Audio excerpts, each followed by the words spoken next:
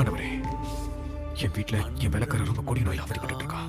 இவ்வளவு காலமாக நோய்வாய்ப்பட்டிருந்த அவன் மரணத்தை நெருங்கிக்கிட்டு இருக்கா. நீங்க தான் காப்பாத்தணும். என்ன வீட்டு கூட்டிட்டு போங்க. ஆண்டவரே, அவர் ஆண்டவர் நான் கூப்பிட்டீங்க. ஆண்டவரே, நீங்க என் வீட்டுக்கு வரத்துக்கு நான் தகுதியானவனான்னு எனக்கு தெரியாது. ஆண்டவரே, ரோமானியரோட வீட்டுக்கு நீங்க வரமாட்டீங்கன்னு எனக்கு தெரியும். நீங்க ஒரு வார்த்தை மட்டும் சொல்லுங்க, என்னோட வேலைக்காரன் குணமடைவான். இந்த உலகத்துல நீங்க கட்டளையிட்டீங்கன்னா எதுவும் நடக்குன்றது எனக்கு நல்லாவே தெரியும். ஆண்டவரே, நல்லாவே தெரியும். நீங்க அவர் பேசினதை கேட்டீங்களா? இஸ்ரவேலருக்குள்ளும் நான் இப்படிப்பட்ட விசுவாசத்தை காணவில்லைன்னு மெய்யாகவே உங்களுக்கு சொல்றேன்.